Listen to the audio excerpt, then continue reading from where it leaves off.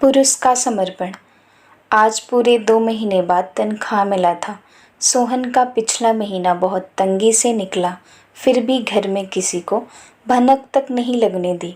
सबकी ज़रूरत का सामान समय पर लाकर दे दिया था।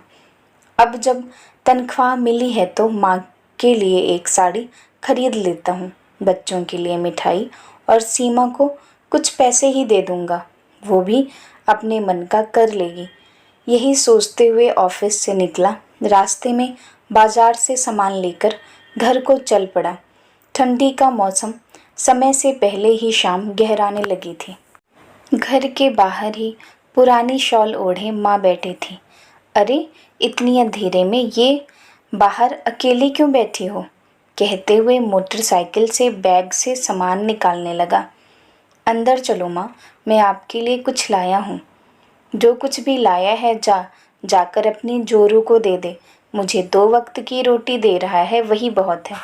माँ, ऐसा क्यों बोल रही हो? कुछ हुआ है क्या फिर से तुम दोनों के बीच? ना बेटा, कुछ नहीं हुआ। मैं तो बोझ बन गई हूँ, किसी काम की नहीं रही ना, इसलिए। मैं तो लोक लिहाज के डर से इतना बर्दाश्त करती हूँ, नहीं तो आज ही अपनी रसोई अलग कर लूँ। पर दुनिया क्या कहेगी, यही कि इकलौते बेटे बहू का सुख भी बुढ़िया से देखा नहीं गया। कहते कहते बुढ़िया रोने लगी। अरे माँ, ऐसा क्यों करती हो? माँ सुनो तो, आप समझने की कोशिश करो।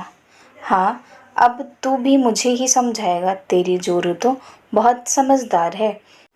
एक मैं ही हूँ गंवार। बुढ़िया और ज़्यादा बड़बड़ाने लगी।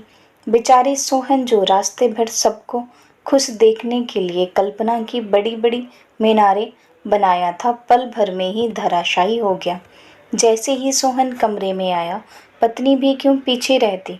देखो जी, अभी के अभी फैसला करो कि आपको किसके साथ रहना है। मैं अब और तुम्हारी माँ की जाति बर्दाश्त नहीं कर सकती।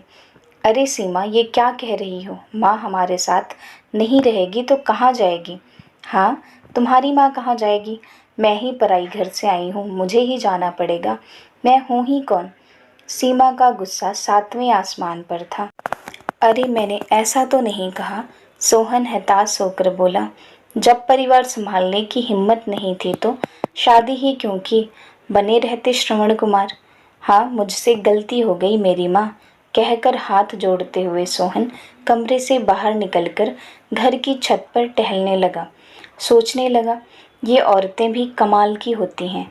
माँ अपने बच्चे के लिए और पत्नी अपने पति के लिए कितना भूख प्यास बर्दाश्त करती है।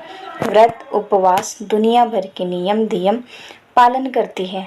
अपने पति और बच्चों के लिए मंदिर मंदिर देव पूजती है। बड़े से बड़ा कष्ट सहन कर लेती है। ये कैसा अनोखा प्यार है इन दोनों का। पर बस 2 बातें बर्दाश्त नहीं कर सकती। सास अपनी बहू का और बहू अपनी सास की बात बर्दाश्त कर ले, फिर तो घर में खुशहाली आने से कोई नहीं रोक सकता। महिलाएं देश की आधी आबादी हैं। थोड़ी सहन शक्ति आ जाए तो घर, समाज और देश की शक्ल ही बदल जाए। सोहन अपने आप ही बड़बड़ाता रहता है। हमेशा औरतें ही बेचारी नहीं होती। माँ और पत्नी के बीच सामंजस्य ना बैठा पाने वाला मुझ जैसा पुरुष भी बेचारा होता है। माँ और पत्नी के बीच जूझते हुए सभी पुरुषों को समर्पित है। अगर आपको ये स्टोरी थोड़ी सी भी अच्छी लगी हो तो चैनल को ज़रूर सब्सक्राइब करें।